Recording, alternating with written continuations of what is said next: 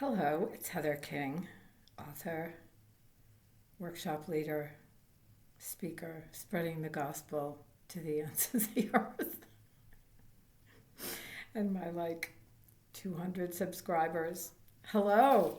I wanted to thank you so much for whoever is watching,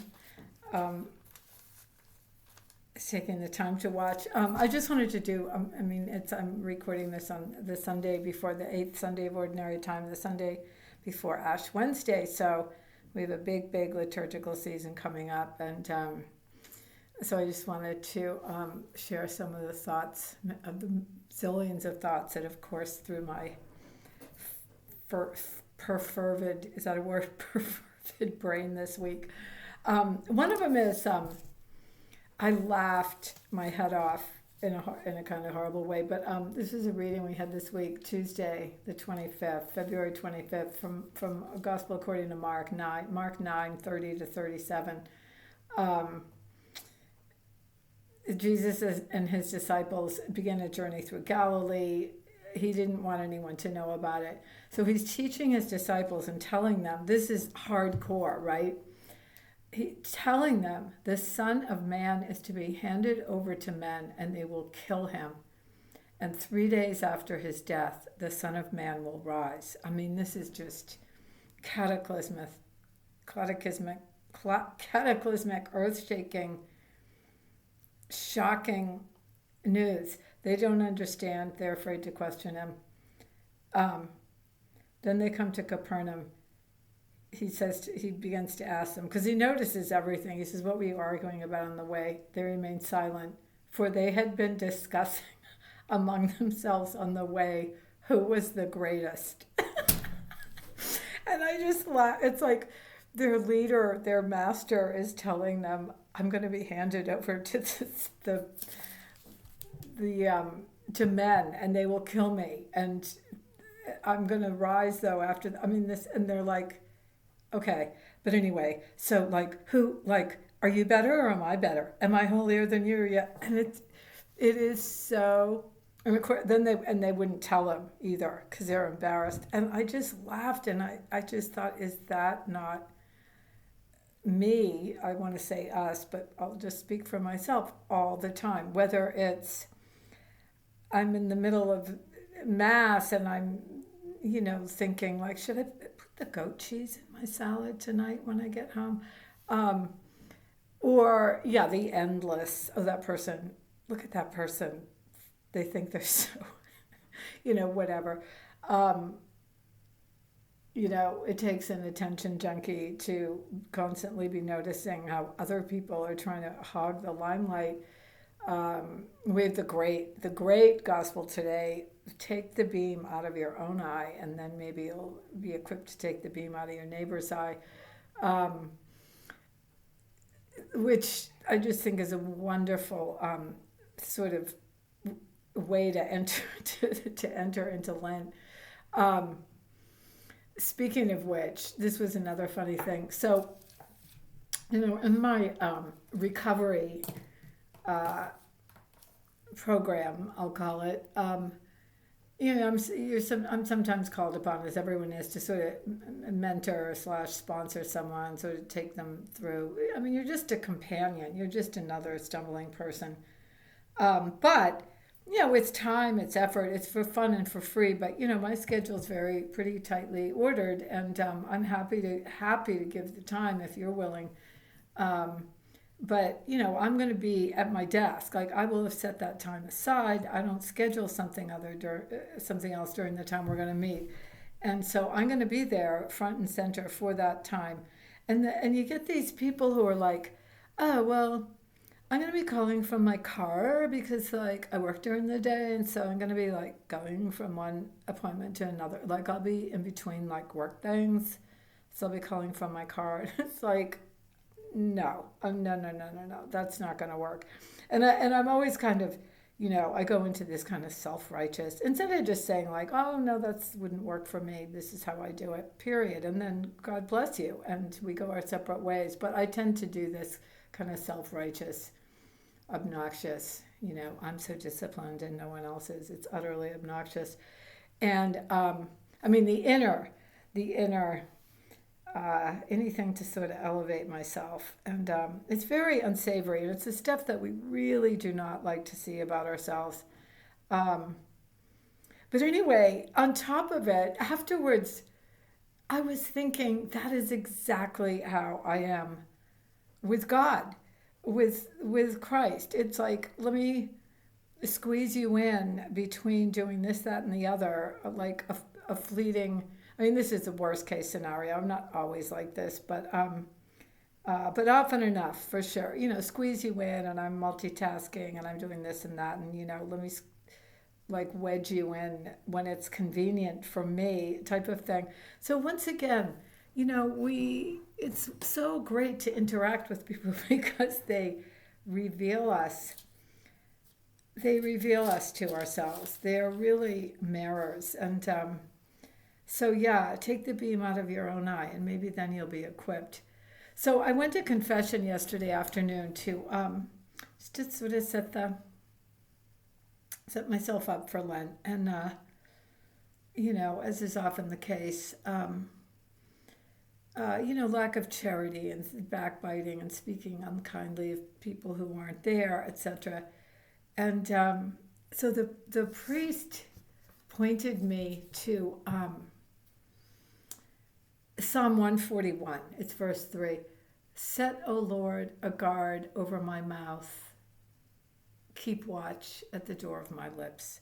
Again, and I have a couple in the gospel today, the readings today are also right on point. And my point is, this is really going to be, I wrote these verses on a little piece of cardboard that I'm going to keep on my desk because I think it's good to go into Lent with a bit of a, what do I need to work on? What am I blind to or prefer to remain sort of blind to in myself?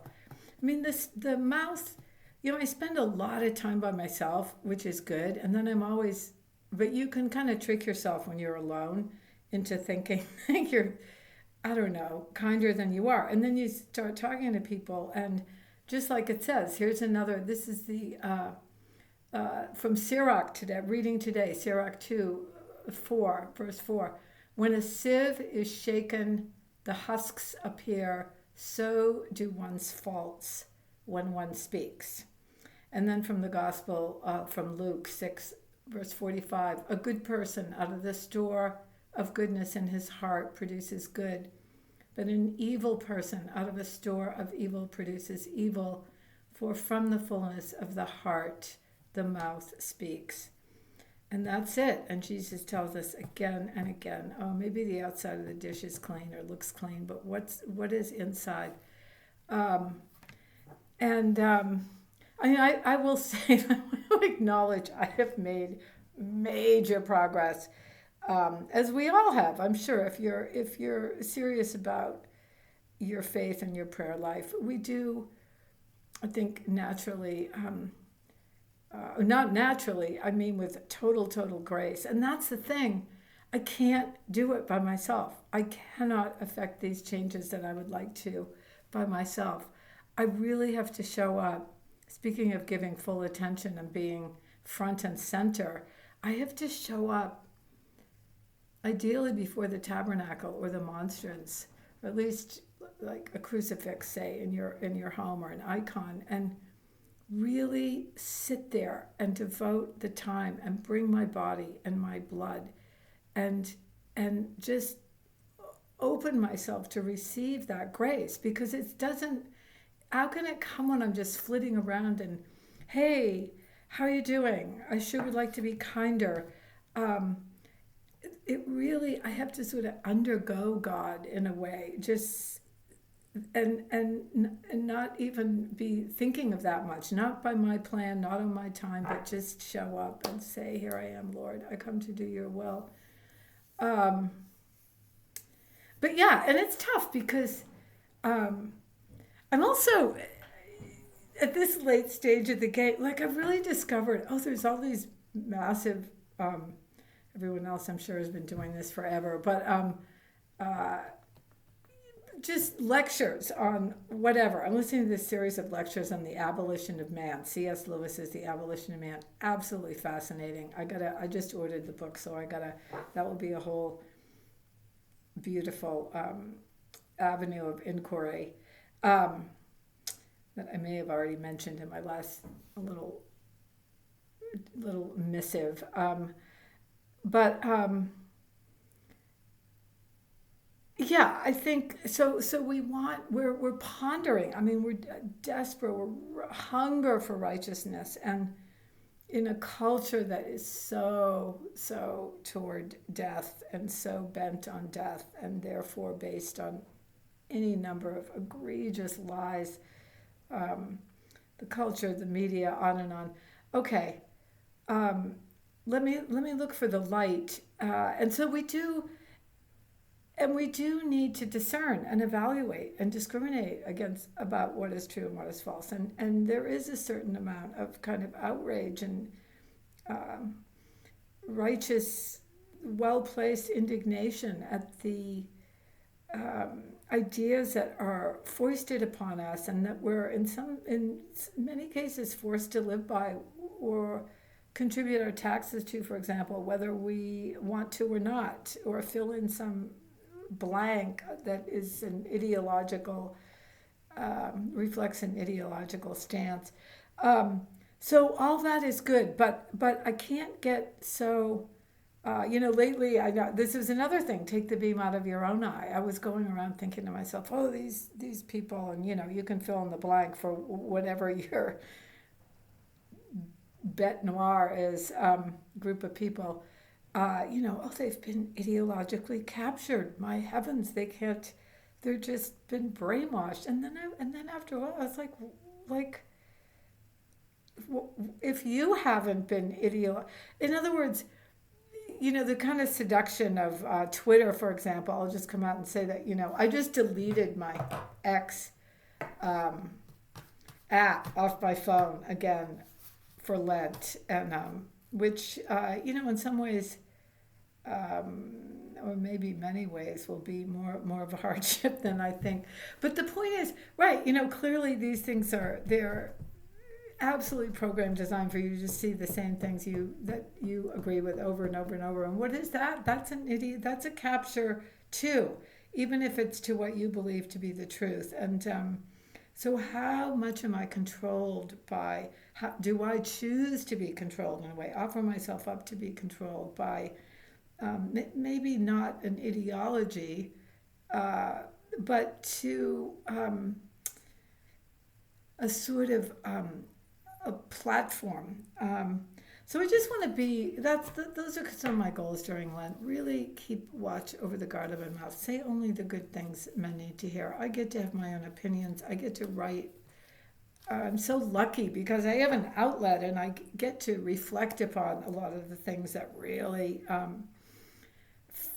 compel and fascinate me, hopefully in a way that is does lead people toward the light, or toward the truth and goodness and beauty. But it's something I have to be